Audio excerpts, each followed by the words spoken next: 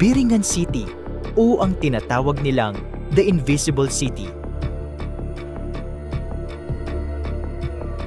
Ito'y isang lungsod na nakatago sa likod ng tahbing ng realidad na hindi kayang makita ng karaniwang mata. Ayon sa alamat, ang Biringan ay isang paraisong punong-puno ng kagandahang hindi masusukat at kayamanang lampas sa imahinasyon.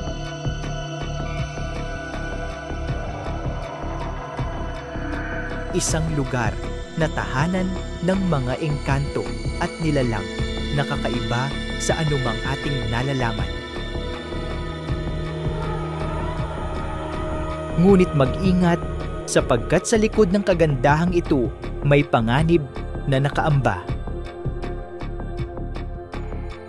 Ang sinumang masilayan o mapadpad sa mahiwagang lungsod na ito ay kadalasang nawawala sa mundo ng tao at bihirang kung kailanman sila'y makabalik. Handa ka na bang tuklasin ang mga misteryo ng Biringan? Tara na at samahan ako sa pagtalakay sa alamat ng hindi nakikitang lungsod.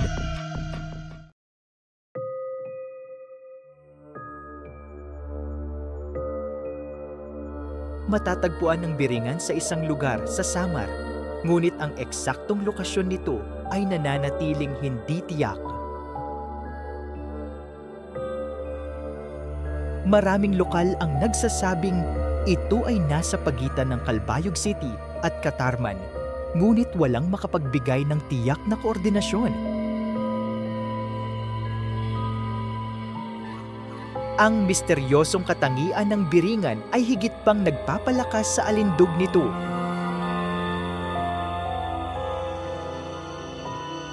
Maraming naniniwala na ang labis na pagbibigay pansin o pagtalakay tungkol dito ay maaaring makapagpagalit sa mga mahiwagang nilalang na naninirahan dito.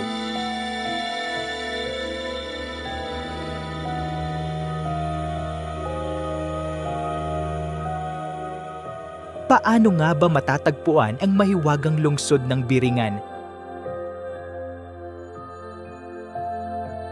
Ayon sa alamat, ang Biringan ay hindi mahanap sa karaniwang paraan.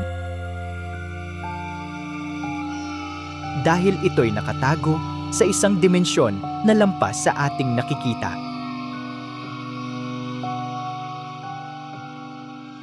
Ngunit may mga sinasabing portals o lagusan.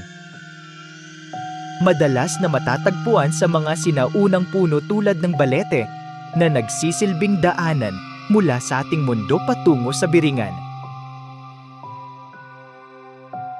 Ang mga portal na ito ay hindi nakikita ng lahat at karaniwang lumilitaw lamang sa piling pagkakataon.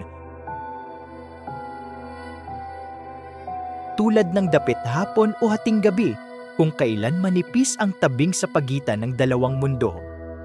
Ayon sa mga kwento, ang mga manlalakbay na naglalakbay ng mag-isa o sa gabi ay mas malamang na maligaw at maipit sa isang kakaibang siklo ng oras, paulit-ulit na nagbabalik sa parehong lugar na kanilang dinaanan. Sa iba naman, maaaring makatagpo sila ng mga nilalang mula sa Biringan, mga engkantadong tagapangalaga na maaaring magpakita bilang magiliw o mapanganib, depende sa kanilang layunin. Ang mga nagsasabing nakapasok na sa lungsod ay naglalarawan nito bilang isang lugar na puno ng nakasisilaw na liwanag.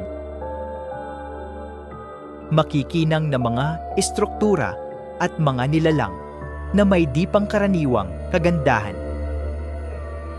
Ngunit babala ng mga matatanda, ang pagpasok sa Biringan ng walang pahintulot ay maaaring magdulot ng di maiiwasang kapahamakan.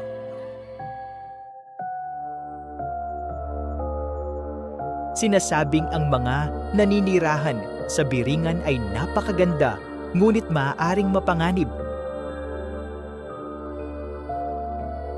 Inilarawan sila bilang mga ethereal na nilalang na may mahinhing anyo at nagtataglay ng pambihirang kapangyarihan.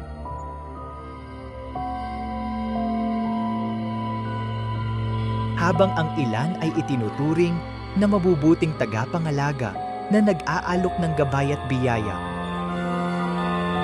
ang iba naman ay kilala para sa kanilang mapanlikha o masamang ugali.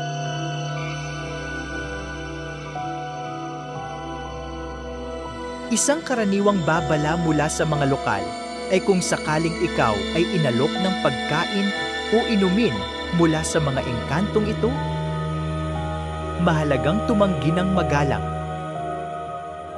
Ang pagtanggap ay maaaring humantong sa pagkakatrap mo sa kanilang mundo magpakailanman. Maraming tao ang nagsasabing nakaranas sila ng kakaibang pangyayari habang naglalakbay malapit sa mga lugar na pinaniniwala ang konektado sa biringan. Mula sa hindi maipaliwanag na tunog na umaabot mula gabi hanggang umaga hanggang bigla ang pakiramdam ng disoryentasyon, ang mga kwentong ito ay nagdadagdag ng lalim sa alamat. May ilan pang nag-ulat ng paglitaw ng kumikislap na ilaw o figura na mabilis na dumadaan sa pagitan ng mga puno na nagiiwan sa kanila upang magtanong kung ano talaga ang kanilang nakita.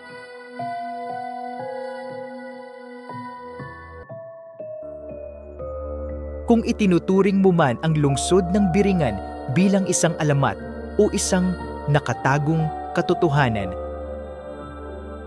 ang mga kwento nito ay sumasalamin sa mayamang kultura at paniniwala ng mga Pilipino tungkol sa kalikasan at espiritualidad.